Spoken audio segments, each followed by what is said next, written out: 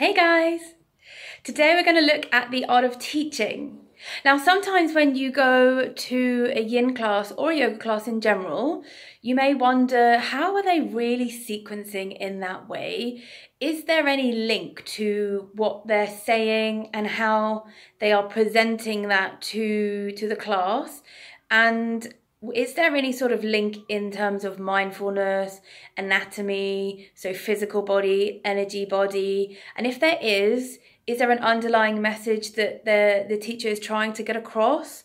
Or maybe it's all just randomly placed. Is it all just randomly placed? Who knows? But there is an art to teaching yin yoga. And some teachers will have, every teacher has their own art. Every person has their own uniqueness, their own truth to them. And the main thing about teaching yin is that you are truthful to yourself. You are authentic to yourself, to your beliefs, to your knowledge, your skills, and the message that you want to convey across. So teaching yin, the beautiful part of it is that we have enough time within the asana, within the class, to become a little more philosophical. The space is very open. The poses allow us to become a little bit more receptive. The fact that we're in the pose and we're surrendering down into the yin nature for 4, 5, 6, maybe even 7 or 8 minutes allows the mind to rest, allows the whole energy within the room to become a little bit more vulnerable and a little bit more open and receptive. So as a teacher, it can be very empowering to be able to share intentions and themes that can help people ponder the way that we're living our life in terms of yoga and how we're practicing with our body and our mind. But the way that we actually do this is within your art of teaching.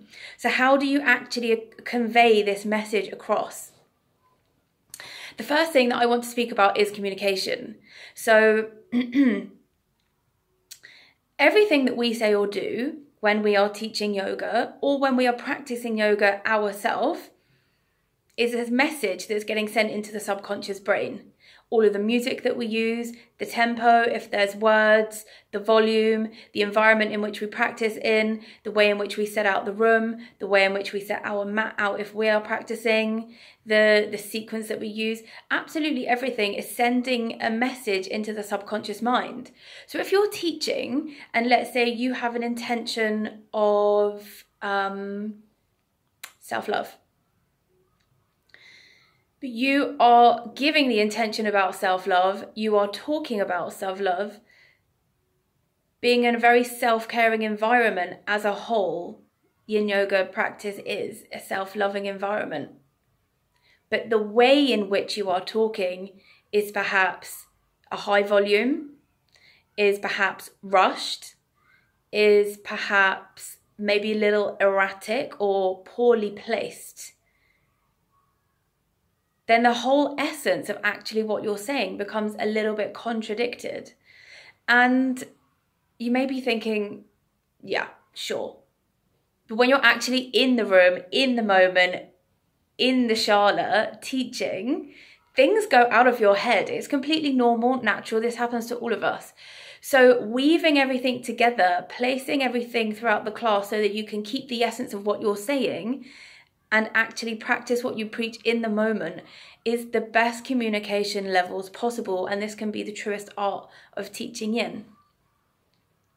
So let's say, for example, we would like to start speaking about self-love and we go all the way down into self-care principles, self-care practices. And this is the main theme of the class. This is the intention. This is the message that we want to share with the class. One thing I will say is that teaching yin is like teaching or giving, offering an experience. When the student comes to you, they are giving you their body, they are giving you their mind for a moment, for that hour, for that 90 minutes. They're giving themselves over to you, surrendering down to you. You want them to be able to surrender. You want them to be able to drop into their mat, to drop into the asana and be guided fully and wholeheartedly by you.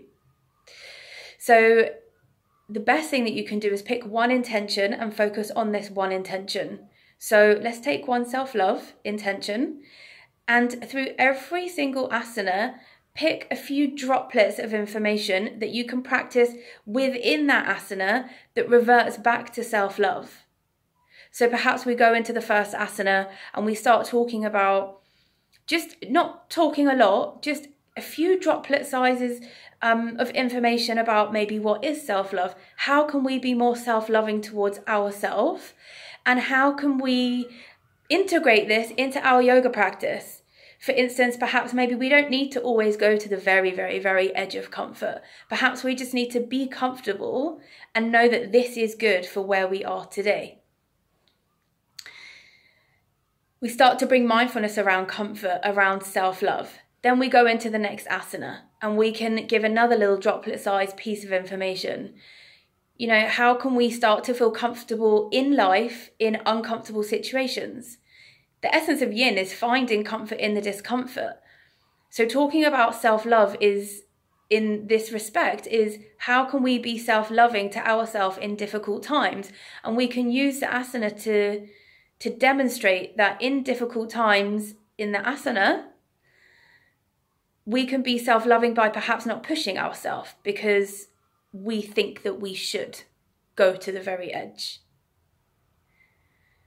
So then we take the next asana and you pick another droplet piece size of information about self-love, which could be something along the lines of how can we project self-love around in the area and the space that we are in, so that it's not only within, but it's starting to be without, so we can share this energy of being self-loving.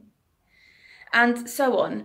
And so everything that you say is a tiny little piece of information, of communication that adds to the experience, that filtrates down into the energy, into the space, and into the subconscious mind of the practitioner. So I would like you to think about a time that you went to a yoga class, and you can pause the video if you can't think of one off the top of your head, but think about a time you went to the yoga class and the teacher said, or maybe it was you if you were the teacher, said something that maybe you just didn't quite resonate with and you thought it was a little bit out of alignment about what the intention was, or perhaps there wasn't an intention, there wasn't a theme, and you would have liked there to be more focus.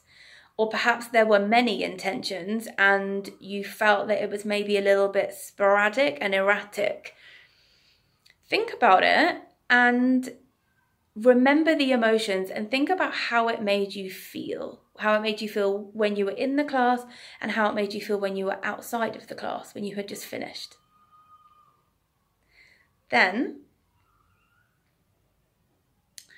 think about another time that you went to a yoga class, or if it was you were the teacher, you were in, it was your class, and you were very focused. You had one thing that you wanted to talk about. You kept coming back to the same thing, and you maybe attacked it from different angles, with different techniques, with different words, but the essence of it was the same. Or somebody else was, you were in somebody else's class and they were doing this. One message coming from all different angles, very focused, very pure, very clear. Think about how that made you feel. And then see if you can think about a difference. So the art of teaching yin is really being clear, pure, and authentic in your communication. Because when you communicate through actions, body language, words, facial expressions, the way that you set out the mat, the way that you introduce the class, the way that you close the class, the way that you invite people with questions at the end, the music that you play, the length that it is the class, the volume of the music. If there are any lyrics, what are those lyrics? Are they talking about love, peace, harmony? Are they instrumental? Or does it have a few words in there talking about drugs, talking about alcohol, talking about violence, talking about XYZ that maybe isn't so yogi? Because all these messages are going down into the experience of the practitioner, into the subconscious mind. So because yin is an experience, to give a beautiful yin class, you really want the student to be able to surrender over to you as a teacher, and then you to hold everything and give them a message in body, a message in mind, a message in spirit, a message in energy, and that's embodied through all of the senses. And the way that you do that is by your communication, different ways of communicating. And this filtrates into the way that you're holding space. You may be communicating really well. You've got a really beautiful message. You've got an awesome sequence. But then how are you holding space? Is your body language jittery, a little bit fast-paced, a little bit rushed? Are you walking around like this? We all do it. It's comfortable. It's comfortable to walk like this. But in a yin class, when you're talking about self-love and you're giving this openness for people to receive whatever is coming up within them, for them to give their experience, their body, their mind over to you, for them to really feel safe in the practice, and they suddenly look up for guidance and the teacher's walking around like this, it doesn't give off such a great communication. Even though we have no bad intention, we are saying like this that we're closed. Or does something catch your eye and you're staring out the window because you think, oh, well, they're in the asana for 5 minutes. They're not going to see me because they've got their face down. And you're like, oh, this is really nice. What if somebody looks up for guidance and they've got a tear in their eye and they're just looking for space for you and you're off in your own world looking out of the window? It happens in yin because we spend so much time in the asana. So the art of teaching, the real art of teaching yin, is thinking about the communication. In what ways are you communicating? It's thinking about the way in which you are holding space. It's about being clear in all methods of the experience and harmonizing everything together and being mindful of how you are presenting yourself as a yoga teacher in that space. But then, of course, you have the knowledge of the asanas, the knowledge of the target areas of the asanas, the propping variations, the understanding of tension and compression, and the skeletal variation and the fascial matrix adhesion. The knowledge of all of this, weaving it into the mindfulness of the way that you're communicating and the space that you're creating. So I'm going to give you a little piece of homework to do, actually. I would like you to write 3 columns. One column is going to be communication, so on a piece of paper or 3 different pieces of paper. One paper is going to say communication at the top. The next piece of paper is going to say space at the top. And the next piece of paper is going to say the responsibilities at the top. And I want you to be true to yourself and take anything that is off the top of your head. It can come from your past teaching experience, your past practicing experience, or something that you would maybe like to work towards, or something that you would like to see in somebody else's class. We take the first one, communication. Think about all of the things that you would like to communicate over to people in yin. Why do people come to yin? Why do people want to surrender down and give their body and their essence and their self to the mat? Maybe it's because they want to come to themselves. They want to boost their confidence and just give themselves a break. Maybe they want to be able to sleep. Perhaps they can't sleep very well. Maybe their mind has been going crazy with the monkey mind and they want to just shut it off for a second. Perhaps they just want someone to give them a bit of love and a bit of attention and a bit of space. Maybe they've got pain and they want to release some fascial pain. So think about why people come to yin and how you can communicate those messages over. Think about mental frame, emotional body, physical body, and energetic body. Write a list, and it can be as short or as long as is honest and truthful to you. Then the next one, space, the next piece of paper or the next column. Think about how you can facilitate holding the space to be able to reach your goal of getting over this, getting across this communication. Whether that is setting the space of the room out differently. Perhaps you have yin at a different time of day. Perhaps you have yin with candles. Perhaps you have yin with music. Perhaps you have yin without music. Perhaps you invite people for questions at the end, or perhaps you don't. Do you give people massages in Shavasana, or do you leave them completely in their space? Are you more informative about the way in which you are talking about the asana, or are you more philosophical about how we're bringing yoga and life together? How much do you talk? How much do you not talk? Where are you? Are you sat in the middle? Are you sat at the front? Are you walking around making sure everyone is okay, or are you overlooking everybody? So just think back into ways that you can hold space in a communicative way. How is your body language? What is the facilitation between you and what you are doing in the room, and the alignment between that and getting across your message of what you want to share? Then next column, or next piece of paper, your responsibilities. What do you feel is your responsibility in order to keep the alignment of sharing that message in that space, aligning with your responsibilities? Is it making sure that you've got the right music? Is it making sure that you've got the right knowledge of the asanas? Making sure that you're targeting the right target areas? You are sequencing intelligently to make sure that the practice is not front, back, forward, up, down, left, right. It's flowing around the mat like a beautiful dance with shavasana in between every asana.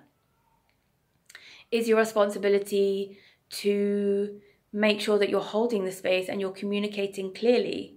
Is a responsibility to be open and receptive, yet at the same time know your barrier, because we are just yoga teachers. We're not therapists. We're not physios. We're not doctors. We're just yoga teachers. So know your boundaries, but be open, receptive. What is your responsibility? So the key is aligning between communication, space, and responsibility to really give an authentic class that's truthful to you, to do your best in to hold and create and open up that space for people to go through their journey, but then also to keep your responsibility as a Yin Yoga teacher to make sure that you can do your job to the very best of your ability to offer an experience, not a class, an experience. The art of teaching Yin is about offering and embodying an experience. And within that experience, creating self-empowerment. Creating self-empowerment. Self-empowerment for yourself if it's your practice, and creating self-empowerment for your students. There is so much more to say on the art of teaching, but for now I'm going to leave you with these 3 things to think about. If you have any questions, then please message me at any time. I will speak to you tomorrow.